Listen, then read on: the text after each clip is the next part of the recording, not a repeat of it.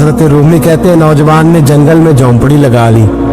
वहाँ वो सुबह मदरसे जाता, शाम को जंगल में रहता, वहाँ अल्लाह अल्लाह करता, सबक याद करता। एक दिन बादशाह की बेटी रास्ता भूल गई, जंगल में आई सहेलियों के साथ, बॉडीगार्ड भी साथ थे पर रास्ता भूल गई।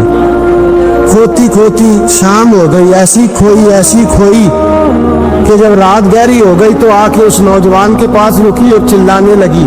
शेर के दौड़ने की आवाज आती है, भेड़िए के बोलने की आवाज आती है। नौजवान अकेला, सहेलियां बिछड़ गई, गार बिछड़ गए। कहने लगी मैं परेशान हूँ, मुझे जगह मिल जाएगी। नौजवान कहता मैंने शहजादी देखी और मुझे भी पता था कि घर एक ही है और रात को अंदर से दरवाजा भी बंद करना पड़ता है, जंगल जानवर भी आ जाते। कहते मेरी छोटी सी कुटिया में झोंपड़ी में वो आई, रो के कहने लगी सहारा कोई नहीं, अगर मैं पीछे निकलूंगी तो भेड़िए खा जाएंगे। कहते मैंने उसे जगह दे दी। अकेली औरत, चिराग जल रहा है, सबक याद कर रहा हूँ। मेरे नबी पाक ने फरमाया जहाँ मर्द औरत अकेले हो तीसरा शैतान होता है। और शहजादी, वो बच्चा कहता है सबक याद करता रहा सारी रात। बच्ची को कहा सो जा, पर वो कहती है नींद मुझे भी कहाँ आई। ऐसे मौकों पर नींद सारी रात सबक याद करता। थोड़ी थोड़ी देर के बाद चिराग जलता तो उस पर उंगली रखता, हाथ जलता तो पीछे खींचने, फिर दूसरी उंगली रखता। थोड़ी देर के बाद जलता तो खींचने, हाथ सारा जल गया। सुबह किरणें चमकी तो कहने लगा चल निकल जा, दौड़ जा, बस बड़ा सब्र का इम्तिहान हो गया, चली जा। शहजादी बाहर निकली, सिपाही ढूंढ रहे थे। बादशाह खुद जंगल में निकला हुआ था, मेरी बेटी मिल गई।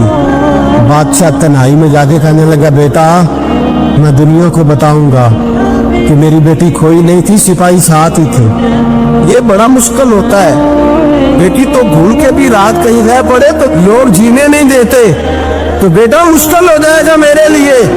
कहाँ थी? उसने कहा नेक नौजवान के पास। उसने कहा बेटा मैं तो तेरी बात मानूंगा पर दुनिया नहीं मानेगी।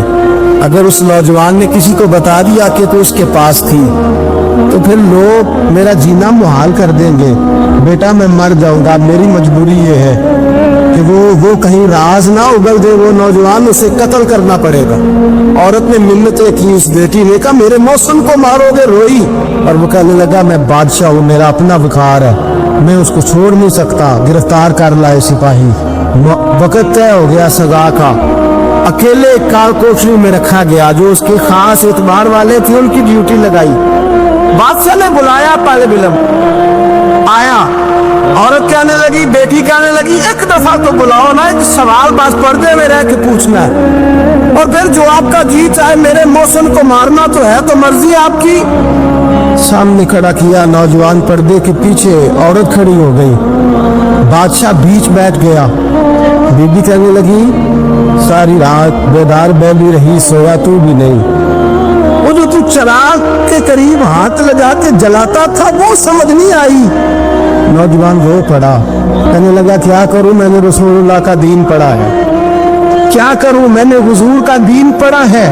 मैंने पढ़ा है कि जानी को सबसे नीचे दोज़ख के सबसे निचले दर्जे में जलाया जाए, उसे जहन्नमियों का पीप और रेशा पिलाया जाए, कंद खिलाया जाए। ये रवायतें पड़ी हुई थी। थोड़ी थोड़ी देर के बाद शैतान मुझे कहता था बदकारी कर ले। मैं अपना हाथ उसी वक्त जब शैतान मशवरा देता तो मैं आग पे करता। मैं कहता अगर ये बर्दाश्त हो गई तो वो भी हो जाए। जब हाथ जलता तो मैं समझ जाता नहीं तुझसे तो ये नहीं बर्दाश्त होती, तो वो कैसे हो। फिर मुझे शैतान मशवरा देता कोई देख नहीं रहा, तो बुलाने नहीं गया, खुद आई, मैं दूसरी उंगली लगा देता। मैंने हाथ जलाया और मैं समझ गया जब छोटे से चिराग की इतनी सी शम्मा की आग नहीं बर्दाश्त होती तो दोज़ख कैसे बर्दाश्त होगी। कहते मैं बाज आया। बादशाह ने ये कहानी सुनी, लफ्ज़ सुने तो चीख मार के रोया। कहने लगा ओ तालिब इल्म, तू तो मेरे नबी का सच्चा गुलाम है और मेरे रसूल के जो सच्चे गुलाम होते हैं उन्हें फांसियां नहीं दी जाती, उन्हें तख्त पर बिठाया जाता है। अब तुझे सजा नहीं होगी बल्कि मैं अपनी बेटी का निकाह तेरे साथ करूंगा और मेरे बाद इस सल्तनत का बादशाह भी तू ही बनेगा। अब वो नौजवान वहां नारे लगा रहा है, कहता लोगों तुम मुझे कहते थे दीन से क्या मिलता है, दीन से तो अल्लाह तख्त व ताज भी अता फरमा देता है। अगर नौजवान शर्मो हया वाले बन के रहे, अल्लाह सारी इज्जतें दे देगा। देखिए ना, अल्लाह के फजल से इज्जत मिलती है, और जब कोई इज्जतदारों जैसा काम ही न करे। एक बात और अर्ज करनी है, पर वक्त थोड़ा रह गया। जवानों, मैं ना जब कभी परेशान होता हूँ ना, तो मैं ये वाली बात खोल के पढ़ता हूँ वाला, ये बात ढारस बनाती है, ढारस तवानाई देती है, पूरा मजमून बांधा है। आला हज़रत कहते हैं बेरूपिया था, मदारी, रूप बदल बदल के दिखाया करता था, बादशाहों से इनाम लेता था। एक दिन औरंगजेब आलमगीर के पास आ गया, कहने लगा मैं रूप बदलूंगा, अगर आप पहचान न सके तो मैं इनाम लूंगा। आपने फरमाया मैं कोई ऐसे वैसा बादशाह नहीं, कहा मुझे धोखा देना मुश्किल है। कहा नहीं, मैं रूप बदलूंगा। हजरत औरंगजेब आलमगीर बड़े नेक बादशाह गुजरे, बड़े परहेजगार। वो बेरूपिया कहने लगा मैं रूप बदलूंगा, आप नहीं पहचान सकेंगे। फरमाया चल, जितना तेरे अंदर जोर है लगा ले।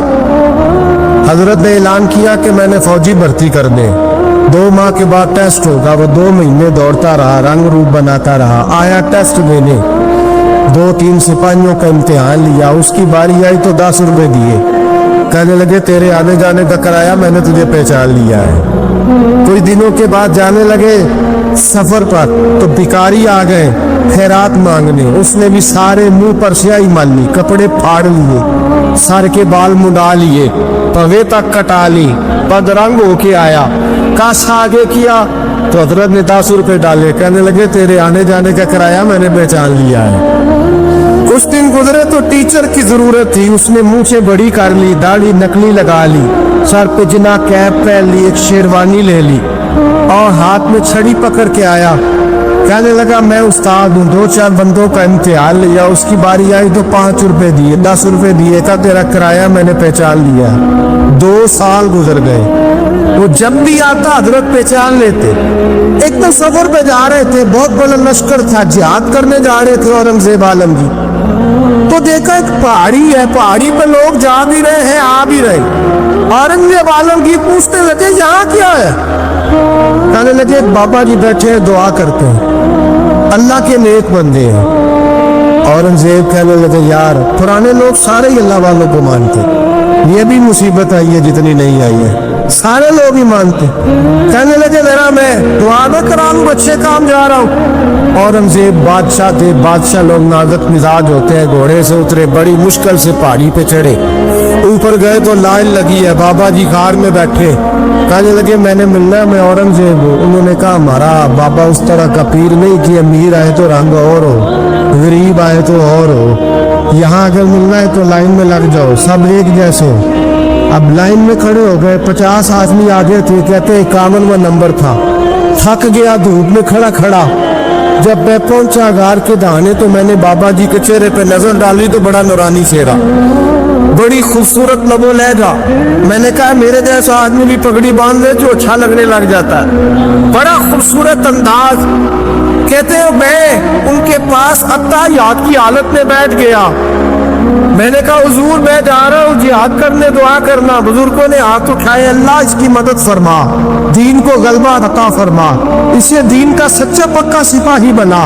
तेरे थपकी दी, 2-4 नसीहतें निकाल डाली, देखना जुल्म न करना, ज्यादती न करना, जब तुम जीत खर न करना, गुरूर न करना, नसीहतें भी कर दी। कहते अब जब मैं उठा तो 2-4 दिनार बतौरे नजराना मुसल्ले के नीचे रखे और उल्टे कदम जब मैं गार से उतरा, उन्होंने रुमाल झाड़ा और उठ के खड़े हो गए। कहने लगे आज नहीं तूने पहचाना, आज नहीं तूने पहचाना, मेरा इनाम बनता है, आज नहीं पहचाना, ला पैसे।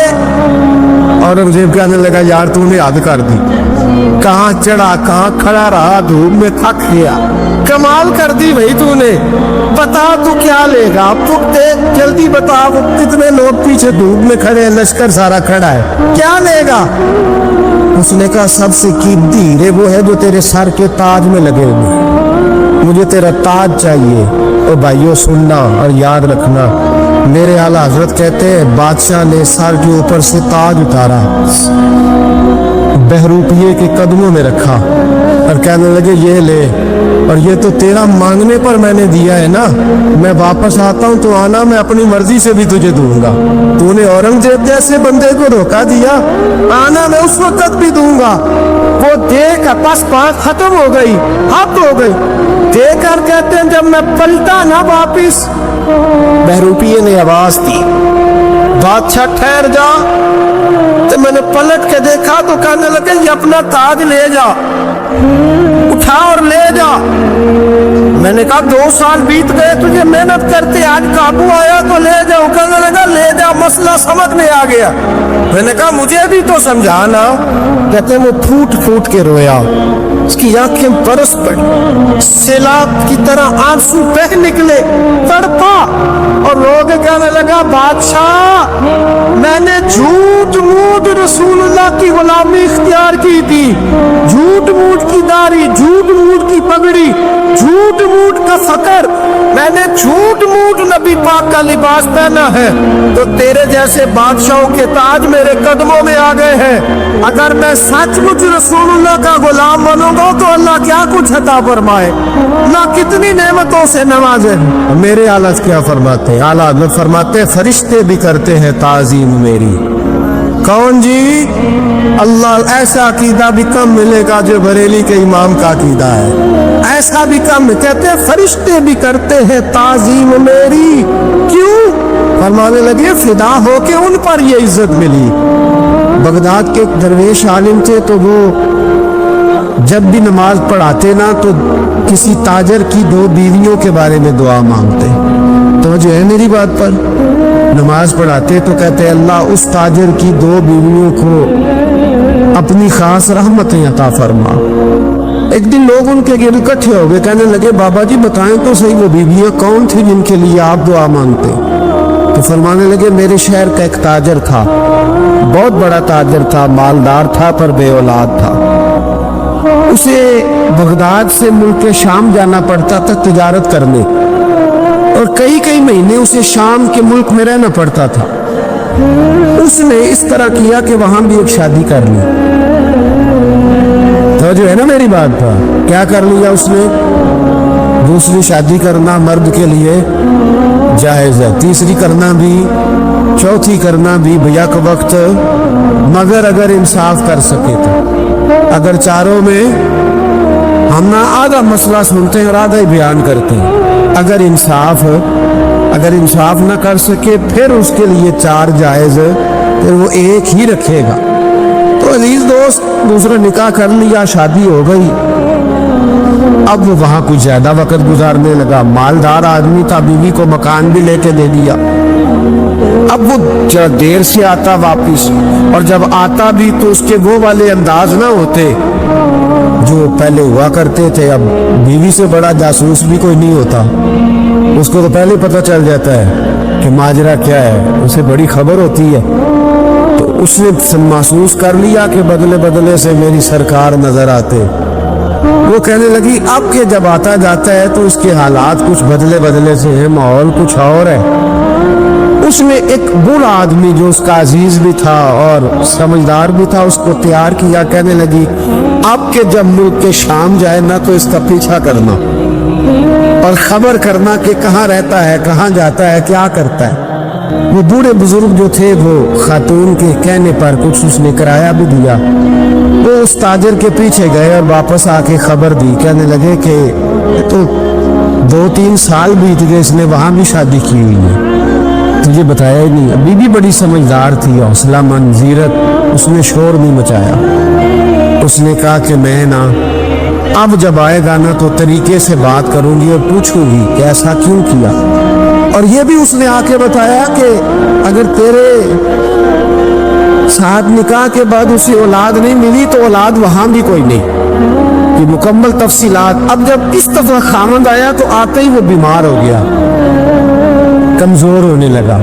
अब खातून ने मुनासिब नहीं समझा कि आते ही धड़ाम से मैं उसके सर पर ये छोड़ दूं कि तूने निकाह किया हुआ है और मुझे बताया नहीं। वो जरा तसल्ली में रही, कुछ वो बीमार था, हौसला रखा, खिदमत करती रही।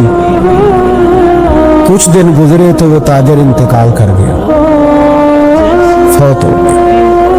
अब राज खोल न सका, इद्दत गुजारी, और जब सारा माल जमा किया ना तो अशरफियों की बोरियां भर गई। सारा माल उस बीबी का, 4 बोरियों में अशरफियां, 4।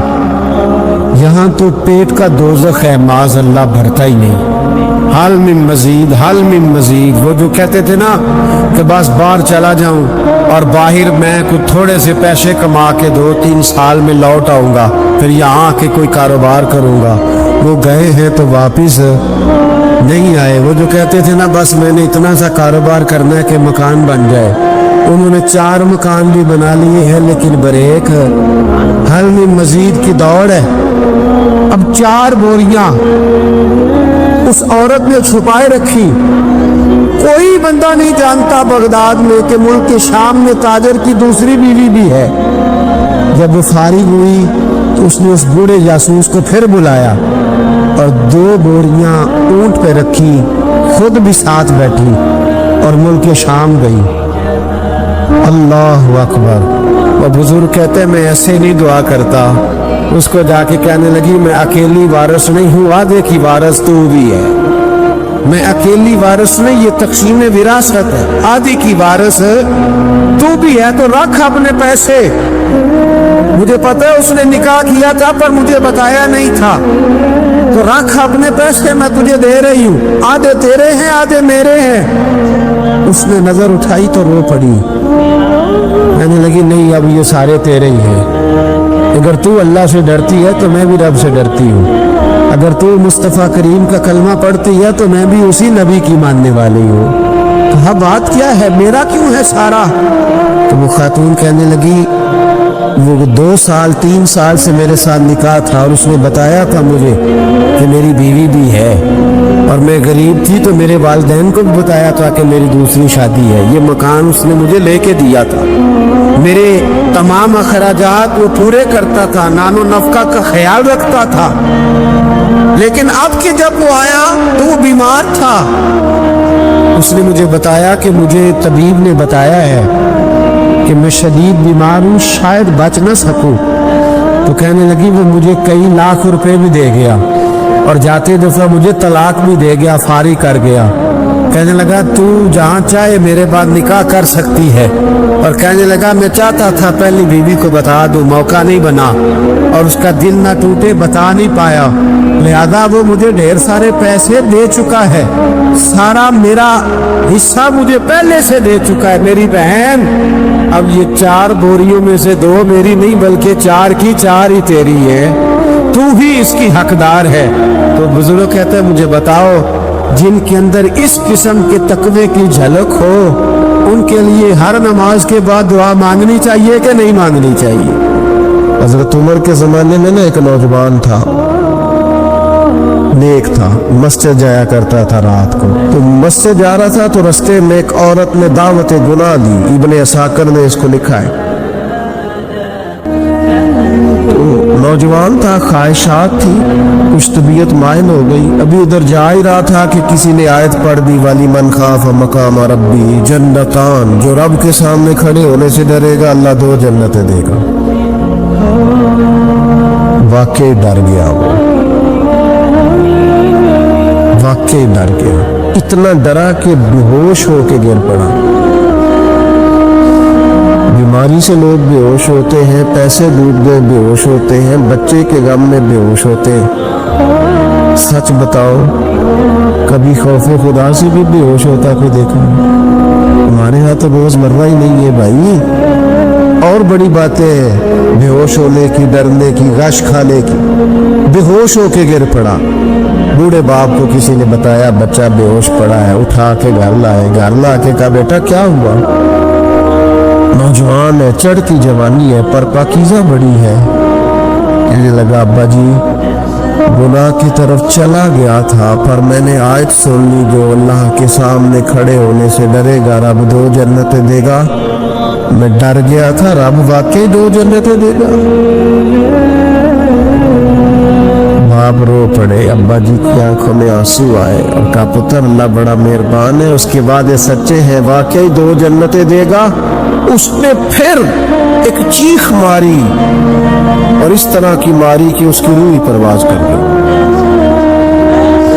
रूह ही परवाज कर गई। पुश्तगाने खंजरे तस्लीम रा, इश्क की खंजर से कत्ल हो गए लोग। सुबह हजरत उमर को पता चला कि उन्होंने तो रात जनाजा भी पढ़ दिया, तदफीन भी कर दी। जनाब उमर फरमाने लगे इतना नेक नौजवान खौफे खुदा से दुनिया से चला गया, मुझे क्यों नहीं बुलाया, मैं जनाजा पढ़ता। फारूक आजम फरमा रहे मेरा शौक था, मैं उसका जनाजा पढ़ता। कहा हुजूर आपको तकलीफ नहीं दी, फरमाया बताओ कब्र कहाँ है। ते कामिल पीर ओना दे बाहू कब्र जिना दी जीवे। हजरत फारूक आजम कब्र पे तशरीफ ले गए और खड़े होके फरमाने लगे नौजवान मुझे उम्मीद है मेरे रब ने तुझे 2 जन्नतें दी होंगी। इब्ने असाकर खोल के देखो तारीख बगदाद में क्या लिखा है। हजरत सैयदना फारूक ने फरमाया उम्मीद है 2 जन्नतें दी होंगी। कब्र के अंदर से बोला कामिल पीरोना दे बाहू कब्र जिना दी जीवे। कब्र के अंदर से बोला, कहने लगा हुजूर उम्मीद वाली बात नहीं, रब के वादे सच्चे हैं, उसने वाकई मुझे 2 जन्नतें अता फरमाई है, 2 जन्नतें दी है, मैंने अपने मालिक को राजी पाया। हमारे सूफिया तसव्वुफ में एक जुमला बोलते हैं कि तेरा तो फक्र फक्र बूज़र है, यानी जिनको सही दरवेश कहते हैं, सही दरवेश। मौला अली शेर खुदा रज़ी अल्लाह ताला ने फरमाया करते 2 ही तो बंदे हैं जो रब के रास्ते में किसी शय की परवाह नहीं करते। हुजूर कौन से? फरमाया अबू ज़र गिफ़ारी है और दूसरे अलीउल मुर्तज़ा। मौला अली फरमाया करते ये ना मुसलमानों में से चौथे या 5वें मुसलमान हैं। शुरू से एक सलीम तब आदमी, कुछ लोग तब बड़े नफीस होते हैं, तब नहीं, अल्लाह की तरफ से शुरू से ही। इनका जो कबीला था बनु गिफ़ार वो रहज़नी करता था, लोगों को लूट लेता था। शुरू में ये काम किया लेकिन जब कुछ लोगों की चीखें कानों में गई तो छोड़ दिया, फरमाया नहीं यार तबीयत नहीं मानती। और नबी पाक का कलमा पढ़ने से पहले ही बुतों की पूजा छोड़ के रब की इबादत शुरू कर दी। लोग पूछा करते थे आप इबादत तो करते थे पर मुंह किधर करते थे? फरमाते थे जिधर वो करा लेता था, कर लेते थे। किसी ने इन्हें बताया कि मक्के में एक शख्स है जिन्होंने ऐलान नबुव्वत किया है, आपकी तरह की बातें करते हैं। उन्होंने अपने भाई को भेजा, उनका नाम अनीस था, पता करके वापस आए। भाई कहने लगे अबू ज़र, इनका नाम जुंदब है, असल में ज़र इनके बेटे का नाम है और कुनियत से ज़्यादा मारूफ है, अबू ज़र गिफ़ारी कहलाते हैं। फरमाते हैं कि भाई ने आके बताया कि वो नेकी का हुक्म देते हैं, बुरे कामों से मना करते हैं, सिला रहमी का पैगाम देते हैं, लेकिन लोग सारे मुखालिफ हैं। ये चीज़ भी बड़ी काउंट होती है, इसे ना काउंट किया करो। लोगों की तरजीहात बदलती हैं, सुबह कुछ, दोपहर कुछ, शाम कुछ, इसे ना काउंट करो। उन्होंने इस बात को काउंट करके बताया कि लोग उनके जो है ना वो मुखालिफ हैं सारे। तो हज़रत अबू ज़र गिफ़ारी कहने लगे मुझे तसल्ली नहीं हुई, मैं खुद जाके पता करूँगा। कहते मक्का शरीफ आया तो किसी ऐसे आदमी से पूछ बैठा, मैं तो कुछ और समझा था, वो कुछ और निकला। मक्के वालों ने बड़ा मारा। मक्के पहुँच के पहली जो चीज़ मिली वो मार खाने की थी। अब मैं डरते किसी से पूछता ही ना, भूख भी बड़ी थी, रहने को जगह नहीं थी, हरम शरीफ में लेटा रहता था। मेरे नसीब देखो, मुझे एक शख्स ने ना आके हिलाया, कहने लगे अगर मुनासिब समझे तो मैं आपको देख रहा हूँ काफ़ी देर से, आप कोई परदेसी हैं, आपका अपना मेहमान ना बना लूँ। तो मैंने कहा आपका क्या नाम है? कहने लगे मेरा नाम है अली इब्ने अबी तालिब। कहते मौला कायनात घर ले गए, खाना भी खिलाया, जगह भी दी सोने को, खिदमत भी की, लेकिन चूंकि मैं तो पहले एक से पूछ के मार खा बैठा था, मैंने पूछा नहीं मैं किधर आया हूँ। रात रहे, अगली रात भी रहे, लेकिन मैंने बताया नहीं मैं किस काम आया हूँ। حضرت ابو ذر غفاری رضی اللہ تعالیٰ عنہ کہتے ہیں خود ہی مولا علی نے پوچھا بتا سکتے ہو کیسے آئے ہو؟ میں نے کہا راز رکھ لو گے؟ فرمایا بڑا کشادہ سینہ دیا رب نے مجھے. تو بات تو کہنے لگے یار میں تو محمد مصطفیٰ کی زیارت کرنے آئے صلی اللہ تعالی علیہ وسلم. یہ بے نیاز لوگوں میں سے ہیں حضرت سیدنا ابو ذر غفاری. میں حضور کی زیارت کے لیے حضرت علی کہنے لگے سویرے لے چلوں گا. انسان بزدل نہیں ہوتا, ہر انسان بزدل نہیں ہوتا, اور بلا وجہ ٹکراؤ کی پالیسی بنا لینا یہ بھی سیانے لوگوں کا کام نہیں. حکمت کے تقاضوں کے مطابق چلنا یہ بھی دلیر لوگوں کا کام ہوتا ہے. حضرت مولا علی کہنے لگے صبح لے کے چلوں گا پر حالات ٹھیک نہیں. شرارتی لوگ ہر جگہ ہوتے ہیں. اگر کوئی شرارتیوں کا ٹولہ ملا نا جو کھڑا ہوگا جاسوسی کرنے کے لیے کہ حضور کی طرف کون کون جا رہا ہے تو میں نیچے جھکوں گا جوتے کا تسمہ ٹھیک کرنے کے لیے. لیکن آپ نے نہیں کھڑے ہونا, آپ نے چلتے رہنا ہے تاکہ کسی کو شک نہ ہو. کہتے اس ترتیب سے حضرت علی مجھے لے کے گئے. میں حضور کی بارگاہ میں پہنچا. مولا علی کہتے ہیں بڑے بڑے لوگ سوال کرتے تھے تو یہ شروع سے سلیم اتبع تھے. مجھے کہہ لینے دینا, انہوں نے ماننا ہوتا ہے وہ لمبے سوال کرتے ہی نہیں. مان جو لیا تو لمبے سوالوں کی ضرورت ہی کوئی نہیں. کہتے ہیں وہ بڑے بڑے سوال کرتے تھے پر ابو ذر نے 2-3 باتیں پوچھی اور آگے جا کے کہنے لگے حضور ہاتھ بڑھائیں مجھے کلمہ پڑھائیں. نبی پاک صلی اللہ علیہ وسلم نے کلمہ پڑھایا. فرمایا باہر جا کے نا ابھی ذکر کرنا کہ تم مسلمان ہو گیا, یہ ماریں گے. عرض کی حضور انہیں مارنے دے, میں آیا بھی مار کھانے ہوں, انہیں مارنے دے نا. پڑا فلک کو کبھی دل جلوں سے کام نہیں. دار دلوی نے کہا تھا پڑا فلک کو کبھی دل جلوں سے کام نہیں, اور جلا کے راکھ نہ کر دوں تو داغ نام نہیں. ماری تو کھانے آئے, مارنے دے, کرنے دے زور جتنا لگانا لگانے دے. باہر جا کے اعلان کیا. مکے والوں نے مارا, اتنا مارا کہ بے ہوش ہو گئے. پھر کسی نے بتایا کہ تم نے گزرنا بھی ہے ان کے علاقے سے, بنو غفار سے. پھر ان کا پتہ بھی ہے یہ لوگ بڑے سخت ہیں. پھر چھوڑا. اپن بڑے جلالی تھے, زاہد مزاج تھے. فرماتے تھے کہ جو تمہاری ضرورت سے زیادہ ہے وہ سارا صدقہ کرو. کنز کے معاملے میں ان کا رویہ یہ تھا. صرف حضرت صدیق اکبر کو کچھ نہیں کہا انہوں نے, باقی حضرت عمر جیسے آدمی کو بھی کھڑا کر کے کہہ لیتے تھے یہ مال کیوں رکھا ہوا ہے خزانے میں, بانٹتے کیوں نہیں سارا. اور جناب عثمان غنی رضی اللہ تعالیٰ عنہ کے ساتھ تو باقاعدہ کئی دفعہ اس موضوع پر گفتگو کی. وہ کہتے تھے کہ جب اللہ کہتے ہیں قرآن میں کہ مال دولت جمع نہیں کرنی, تو وہ جو لوگ تھے وہ بھی بڑی شانوں والے تھے. وہ کہتے تھے کہ اللہ نے جب زکوٰۃ فرض کی تو مال جمع ہوتا ہے تو زکوٰۃ فرض ہوتی ہے نا.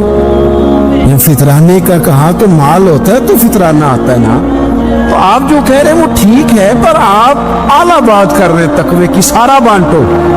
تو حضرت ابو ذر غفاری کہتے تھے چلو ٹھیک ہے تمہاری بھی بات مان لیتا, پر یہ بتاؤ مدینے والے کا اپنا طریقہ کیا ہے. کہ بھئی حضور کا طریقہ تو وہی ہے جو آپ بتا رہے ہیں. تو فرمانے لگا پھر اس رستے نہ چلے جو رستہ مدینے والے رسول کا ہے. اور حضور سے, نبی پاک سے عشق کرتے بڑا کھل کے. یہ صحابہ صفہ میں سے تھے. کلمے پڑھنے کے بعد چونکہ طبیعت جلالی تھی تو حضور نے بھیج دیا, فرمایا واپس جاؤ اپنے قبیلے میں تبلیغ کرو. واپس گئے, بھائی کو مسلمان کیا, والدہ کو مسلمان کیا, قبیلہ سارا مسلمان کیا, وہی رہے.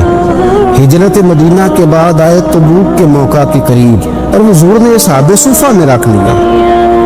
نوکری کرتے مدینے والے رسول, دلیر آدمی تھے, بڑا قبیلہ تھا, پر ڈیوٹی کرتے, ڈیوٹی خدمت کرتے. ایک بیٹا تھا زار اس کا نام تھا. اس کی ڈیوٹی لگائی تم نے میرے نبی پاک کے اونٹ چرانے.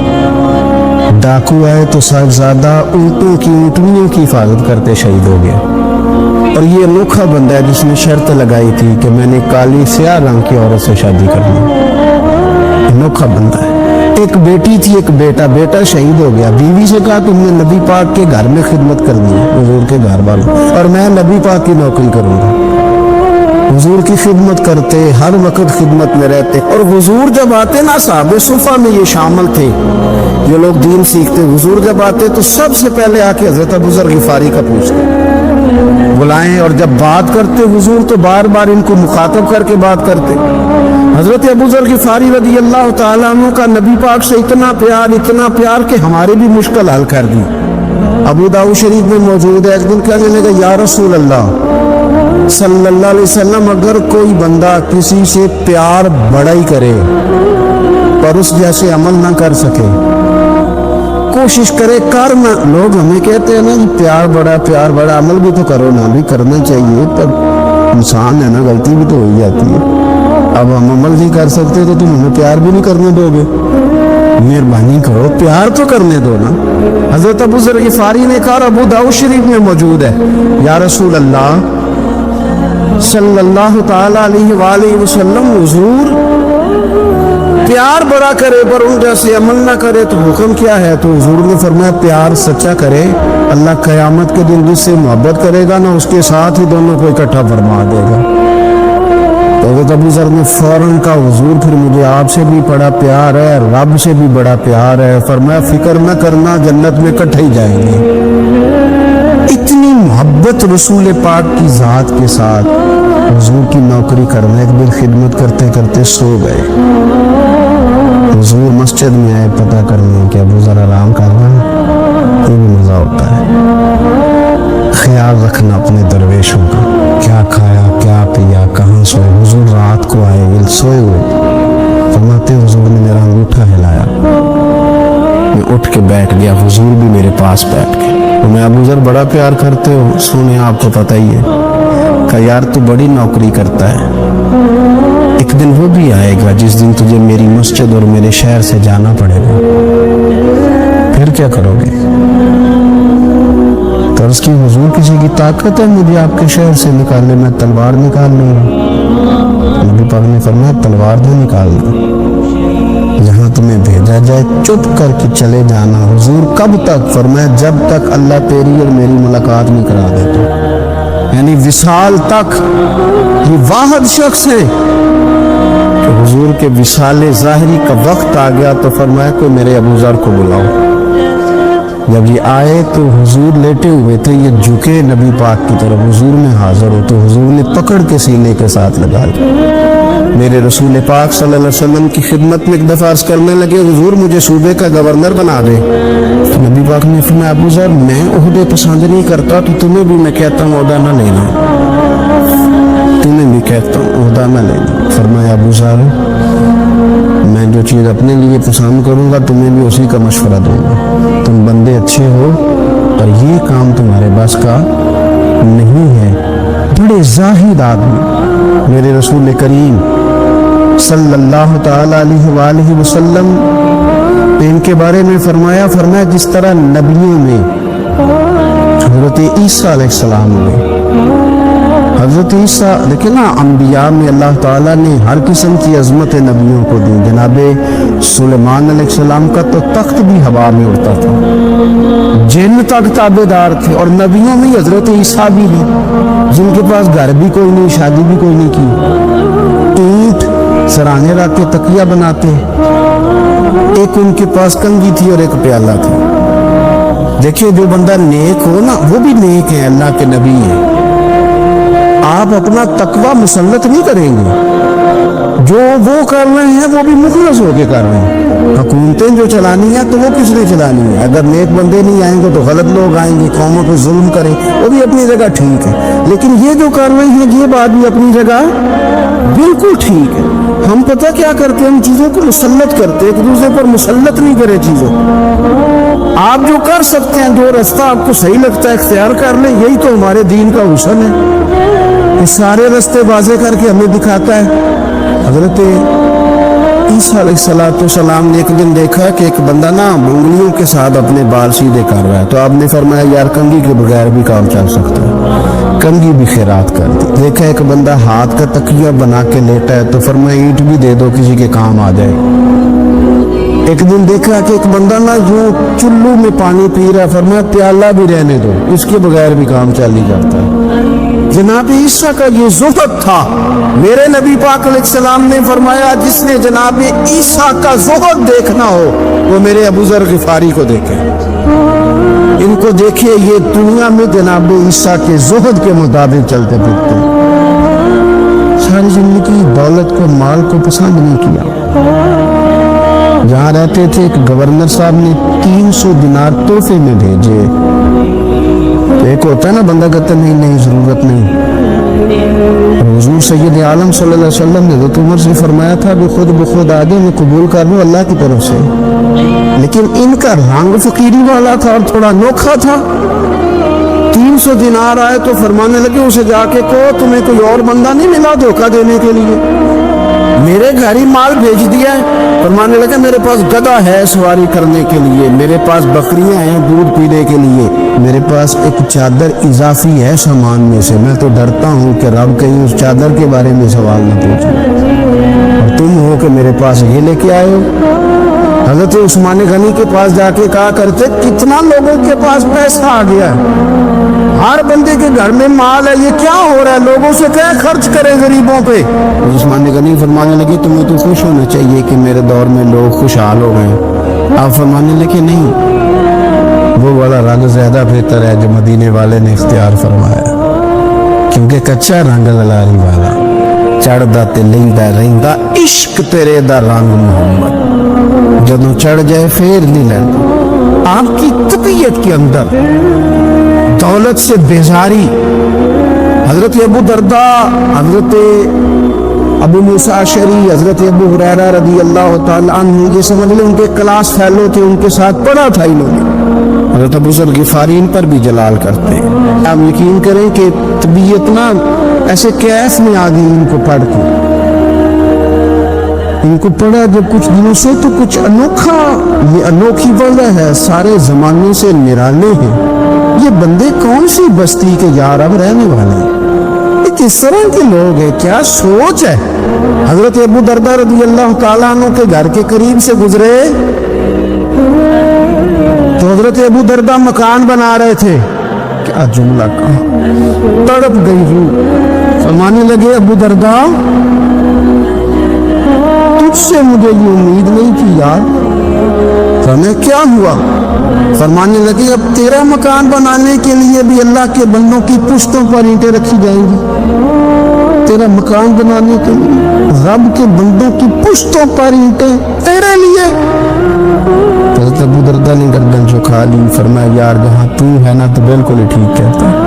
क्यों? मेरे नबी पाक सल्लल्लाहु अलैहि वसल्लम ने फरमाया इस जमीन के ऊपर और आसमान के नीचे अबू ज़र गिफारी से सच्चा बंदा कोई नहीं, इनसे ज्यादा सच्चा। फरमाया तू ठीक कहता यार, सही कहता। हजरत अबू मूसा अशरी रज़ी अल्लाह ताला अन्हु को गवर्नर बना दिया गया इराक का।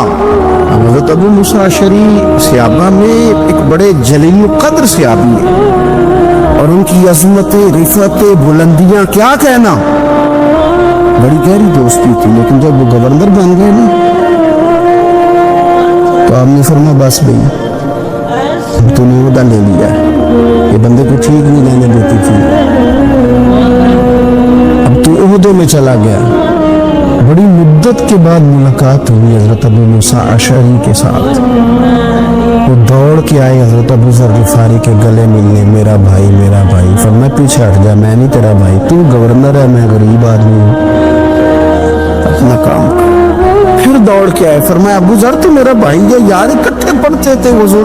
फरमाया नहीं जा तू नहीं मेरा भाई। फिर आए, जानते थे ना ये सच्चा बंदा है, ये सच्चा बंदा है, ये तकरीरों वाला नहीं, सिर्फ वाज़ों वाला नहीं, इसके अंदर भी बड़ी सच्चाई है।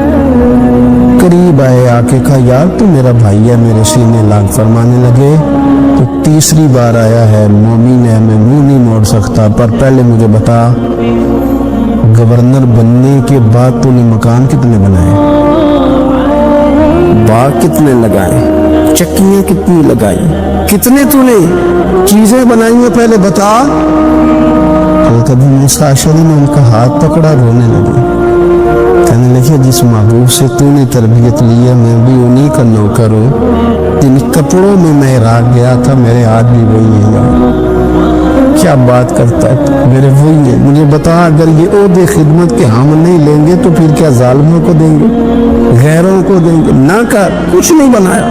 حضرت سیدنا ابو موسیٰ اشعری رضی اللہ تعالیٰ عنہ روئے، اور جب کہا نا کوئی شے نہیں میرے پاس، تو فرمایا اچھا چل آ جا، پھر سینے لگ جا، تو واقعی میرا بھائی ہے۔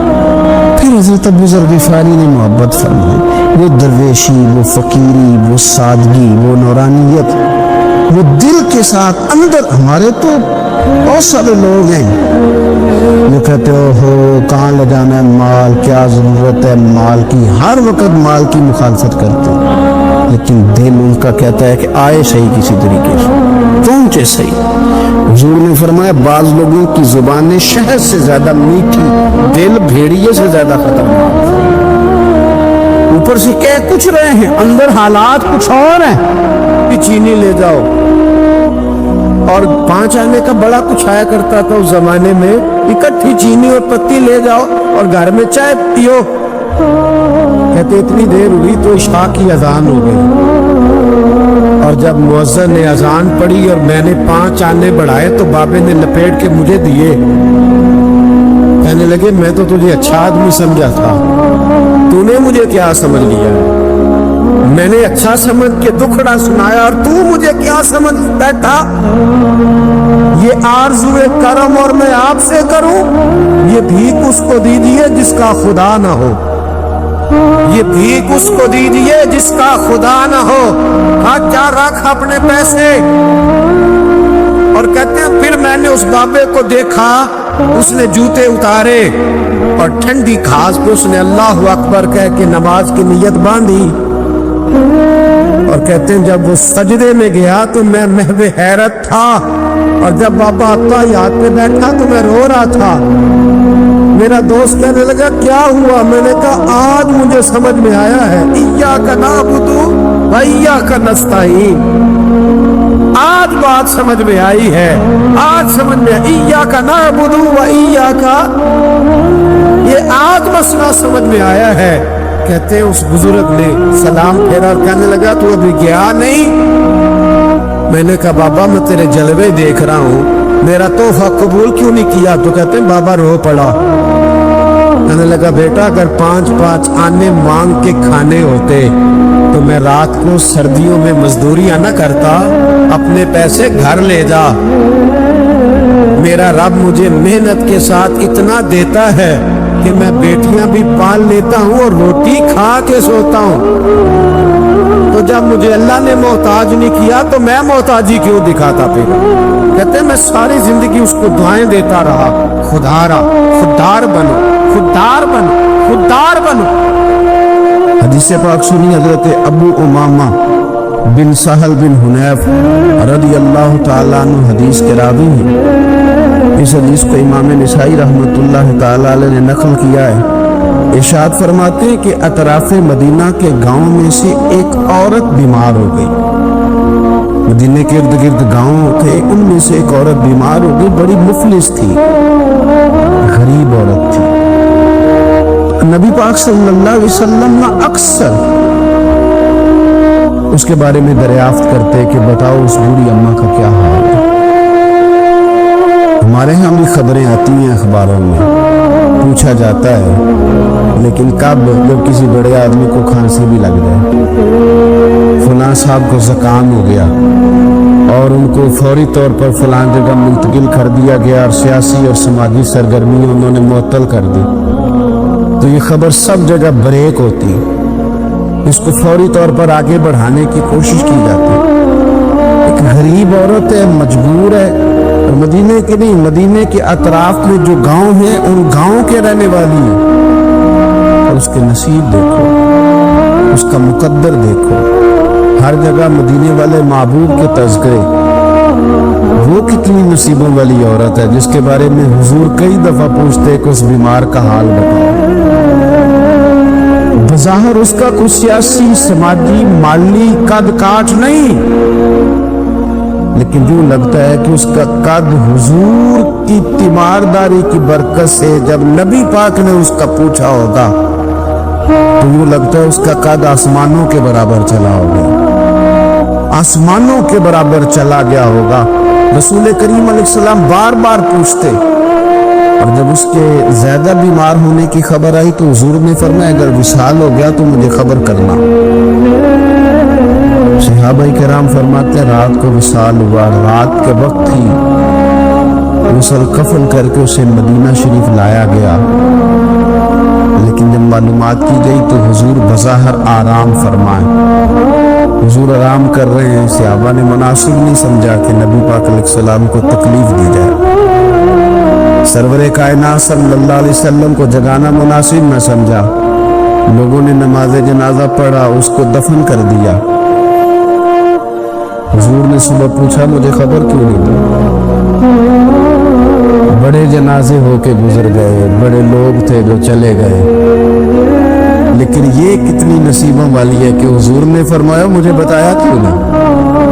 अब मुझे बताओ ओ यारो जरा गौर करना, सारी दुनिया गुंबद खजरा पर, सारी दुनिया हुजूर की बारगाह में सलामी देने, और मेरे नबी करीम सल्लल्लाहु अलैहि वसल्लम ने क्या फरमाया? फरमाया मुझे बताते नहीं उसकी कब्र कहाँ है। यानी हुजूर कब्र का पता पूछे महबूब। हुजूर तो वैसे किसी जगह करीब से गुजर जाए ना तो आला हज़रत फाज़िल बरेलवी फरमाते हैं वो जिस सिमत आ गए हैं कूचे बसा दिए हैं, वो तो इलाका वैसे ही महक जाता है, बस जाता है। हुजूर कब्र कहाँ है? उसका कुछ सियासी कद काट है, ये को बहुत बड़े कबीले की है। हुजूर ने फरमाया देखो गरीबी को एजाज इस तरह देना, गरीबी के साथ रवैया ये मेरा उसवा हसना है, इस तरह गरीबों के साथ सलूक करना, फिर गरीब मायूस नहीं होंगे, फिर गरीब खुदकुशियां नहीं करेंगे, फिर गरीब अपने आप को मुआशरे से कटा हुआ मासूम। कहाँ है उसकी कब्र? या रसूलल्लाह इस कब्रिस्तान में ये कब्र है, ये मेरे नबी पाक का एजाज है, ये हुजूर का एजाज है। वैसे तो दूसरा जनाजा जायज नहीं, अगर वारिस जनाजा ना पढ़े तो फिर दूसरा जनाजा पढ़ा जा सकता है, लेकिन हुजूर तो वारिस है ना अपनी सारी उम्मत के। तो नबी पाक कब्र पे खड़े हुए, फरमाया बनाओ सफे में दोबारा जनाजा पढ़ाना चाहता। एक देहात में रहने वाली मुफलिस औरत, एक देहात में रहने वाली गरीब औरत, वो बीबी जिसका कोई बज़ाहिर लंबा चौड़ा नाम नहीं, कोई बड़े अलकाबात से पुकारा नहीं जाता, हुजूर ने 4 तकबीरों के साथ इमाम नसाई ने लिखा दोबारा जनाजा पढ़ाया और लोगों को बताया कि इस तरह करके अगर तुम गरीबी से प्यार करोगे ना, उनकी महक ने दिल के गुंचे खिला दिए हैं, वो जिस राह चल दिए हैं कूचे बसा दिए हैं। और क्या खूबसूरत अंदाज है फाज़िल बरेलवी का, कहने लगे कि मैं मुजरिम हुआ का मुझे साथ लिया, कि रस्ते में है जा बजा थाने वाले। हुजूर आप मेहरबानी करें एक दफा तशरीफ लाएं, एक दफा तशरीफ लाएं, मेरा बाजू पकड़ के मुझे गुजार दे। वो कितनी नसीबों वाली है कि बिन बुलाए ही महबूब उसकी कब्र पे पहुंच गए हैं। आप जब थोड़ा थोड़ा ना, ज्यादा नहीं तो अपने मुलाजिमीन के साथ ही, ज्यादा नहीं तो जो आपके तहत लोग हैं उनके साथ हमारा रवैया ठीक हो जाए। एक सहाबी ने एक दफा पूछ लिया कि या रसूलल्लाह सल्लल्लाहु अलैहि वसल्लम मेरा मुलाजिम बड़ी ही गलतियां करता है, मेरा गुलाम बड़ी गलतियां करता है, तो कितनी को दफा माफ करूं? कितनी को गलतियां एक दिन में को कर सकता है? 2 दफा कर लेगा, 3 दफा भूल जाएगा। सवाल पूछा ना या रसूलल्लाह सल्लल्लाहु अलैहि वसल्लम मेरा गुलाम बड़ी गलतियां करता है तो कितनी दफा माफ करूं? नबी पाक अलैहिस्सलाम ने फरमाया अगर तूने गिनती करके गोया पूछा है तो चलो तुझे इसी तरह ही बता देते। हुजूर कितनी दफा माफ करूं? फरमाया चल एक दिन में 70 बार तो माफ किया ही कर दूं। हालांकि 70 गलतियों को दिल में नहीं कर सकता, कर नहीं सकता, उसमें शुमार में आखिर कितनी को दफा माफ करूं? नबी पाक सल्लल्लाहु अलैहि वसल्लम फरमाया 70 दफा तो माफ कर ही दिया कर। 70। حضرت ابو مسعود رضی اللہ تعالیٰ عنہ فرماتے مجھے کسی بات پہ غصہ تھا اور میں اپنے غلام کو مار رہا تھا، پیٹ رہا تھا، اور بار بار میں اس پر سختی کر رہا تھا۔ دور سے حضور نے دیکھا اور آوازیں دی، قریب جب حضور پہنچ گئے تو نبی پاک علیہ الصلوۃ والسلام نے ایک جملہ کہا، مطلب کہ دوبارہ میں نے کبھی اپنے غلام پہ ہاتھ نہیں اٹھایا۔ اللہ کے رسول فرمانے لگے جتنا تجھے اس پر اختیار ہے نا، میرے رب کو اس سے کئی گنا بڑھ کے تیرے اوپر اختیار ہے۔ اگر آج اللہ تعالیٰ نے یہ تقسیم کر دی ہے کہ کسی کو تمہارا ملازم بنا دیا ہے، کسی کو تمہارے ماتحت کر دیا ہے، تو اس کا معنی یہ تو نہیں کہ تم اب اس سے پیار کرنا چھوڑ دو، اس پر شفقت کرنا چھوڑ دو۔ رسول کریم صلی اللہ تعالیٰ علیہ وآلہ وسلم نے ارشاد فرمایا کہ جتنا اختیار تمہیں اس پر ہے نا، اس سے کہیں بڑھ کر، اس سے کہیں بڑھ کر اللہ تعالیٰ کو تم پر اختیار ہے۔ مالدار لوگ توجہ کریں میری بات پر، غور کریں۔ اللہ نے مالداروں کو جو دیا ہے تو ان کی محنت کی وجہ سے نہیں دیا، محنت مزدور تم سے بڑھ کے کرتا ہے، اوور ٹائم لگاتا ہے، خدا نے نا اپنے فضل سے دیا ہے۔ میرے ایک بزرگ دوست ہیں، سادے آدمی ہیں، ان کی ایک بات میرے نا دل میں بیٹھ گئی۔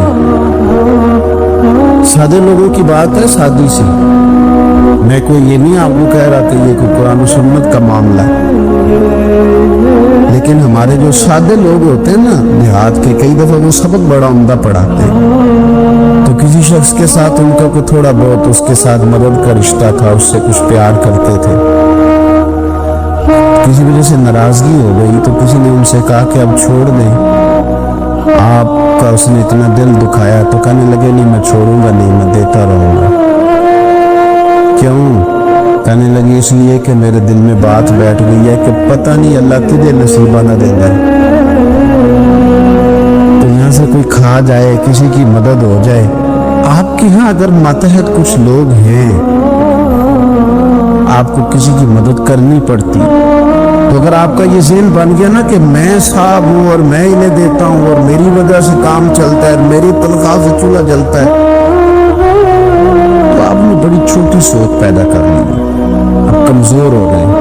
اگر آپ نے یہ سوچ لیا نا کہ میں کسی کو اپنے آفس سے، اپنی مل سے نکال دوں گا تو شاید اسے کہیں اور نوکری نہیں ملے گی، تو آپ چھوٹے آدمی، آپ نے کمزور سوچ رکھی۔ حدیث پاک سنیں گے تو دل ٹھنڈا ہوگا۔ اسے بھی امام بخاری میں لکھا ہے، حضرت مصعب بن سعد رضی اللہ تعالیٰ عنہ روایت کرتے ہیں کہ ایک مرتبہ نا حضرت سعد بن ابی وقاص رضی اللہ تعالیٰ عنہ کے دل میں خیال آیا، مالدار آدمی تھے نا حضرت سعد بن ابی وقاص اور بڑے جرنیل تھے، تو دل میں خیال آیا کہ دیکھو نا اللہ تعالیٰ نے ہمیں غریبوں کو فضیلت دے دی ہے مال و دولت کی وجہ سے۔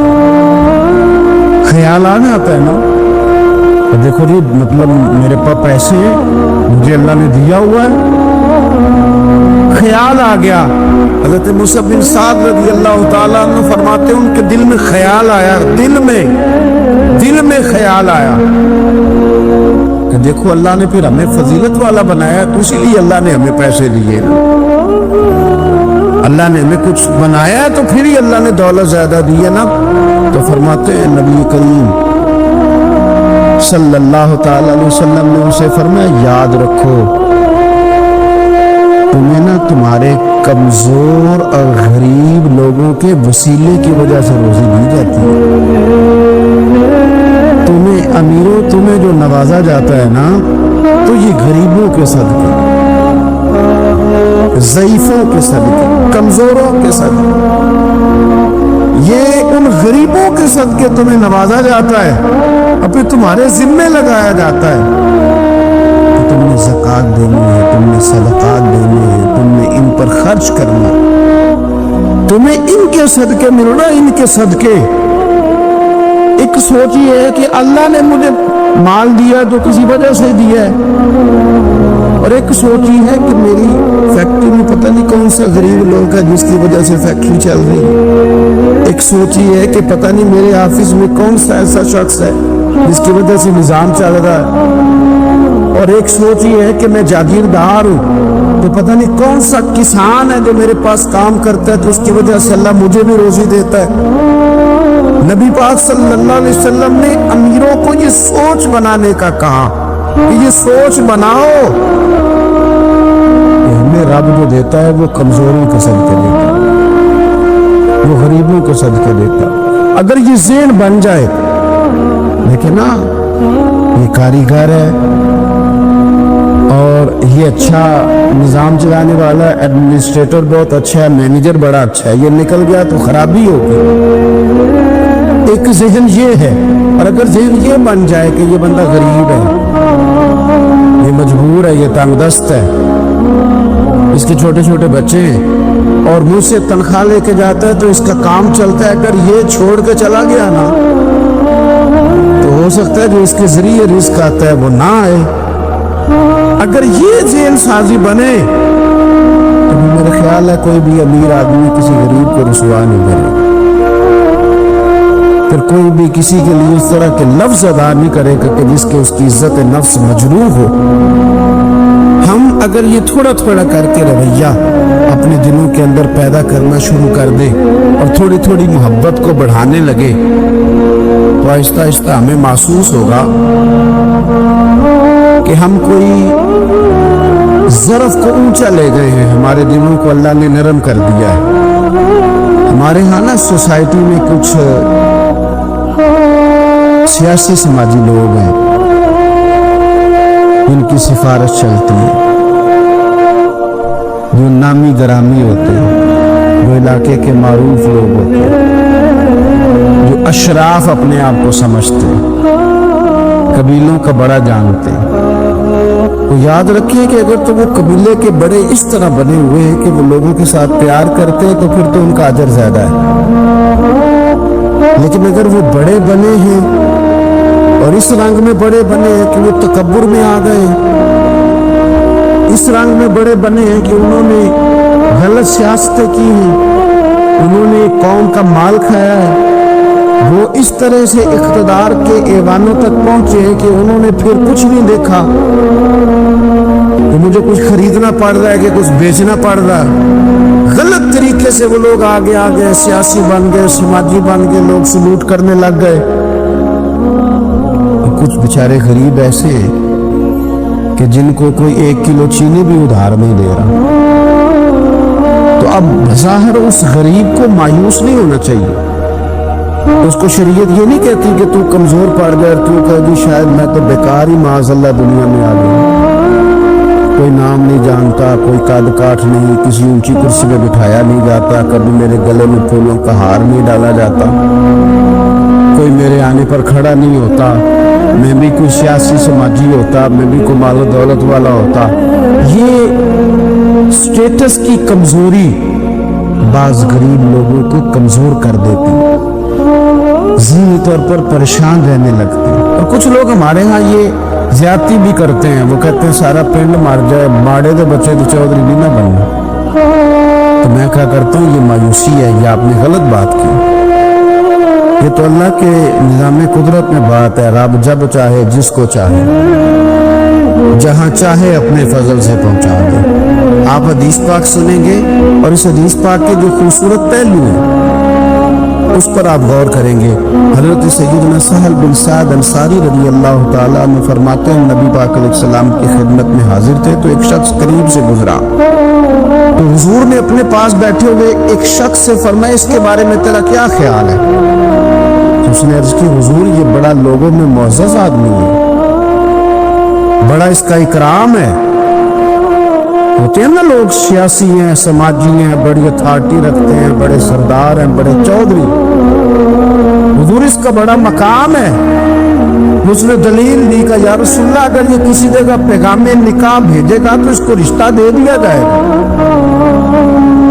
لوگ پسند کریں گے اس کے ساتھ رشتہ داری کرنا، اور اگر یہ کسی کی سفارش کرے گا تو اس کی سفارش قبول کی جائے گی۔ تھوڑی دیر گزری،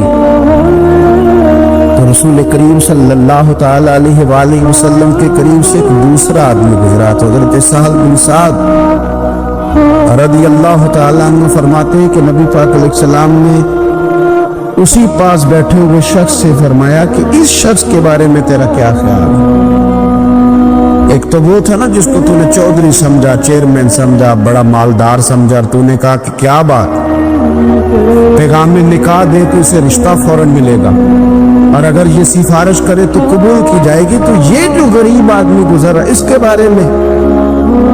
اس نے کہا حضور یہ غریب آدمی ہے، کہیں پیغام نکاح دے گا تو رشتہ نہیں ملے گا، اور اگر کسی کی سفارش کرے گا تو قبول نہیں کی جائے گی، یہ ایک سیاسی سماجی ہے، قاد کاٹ والا ہے، برادری قبیلے میں نام رکھتا ہے، اس کی سفارش بھی سنی جائے گی، رشتہ بھی ملے گا، لوگ اس کی بات بھی سنیں، اور یہ جو دوسرا گزرا یہ غریب ہے، اس کو تو کوئی رشتہ دینے کو تیار نہیں، سفارش سننے کو تیار، دونوں کے تذکرے ہو گئے، رزلٹ میرے نبی پاک نے سنانا تھا، حضور فرمانے لگے سن پھر سہل، اور سن تبصرہ کرنے والے تو بھی، یہ جو تو نے کہا نا کہ سیاسی ہے، سماجی ہے، فرمائے ان لوگوں سے اگر ساری دنیا بھر بھی جائے تو پھر بھی یہ غریب آدمی سارے لوگوں سے زیادہ بہتر ہے، جن کو تم سیاسی سماجی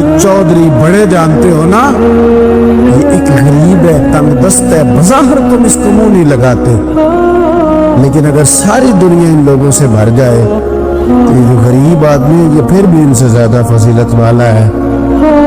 میرا خیال ہے جب حضور غریبی کی اتنی فضیلتیں بیان کرے تو پھر غریبوں کو پریشان تو نہیں نہ ہونا چاہیے، پھر تو اپنی فقیری کو اپنے سینے سے لگا کے فخر کرنا چاہیے، پھر تو ناز کرنا چاہیے، پھر تو غور کرنا چاہیے کہ اللہ تبارک و تعالیٰ نے ہمیں کتنی عظمتوں سے نوازا، کتنی فضیلتیں عطا فرمائیں۔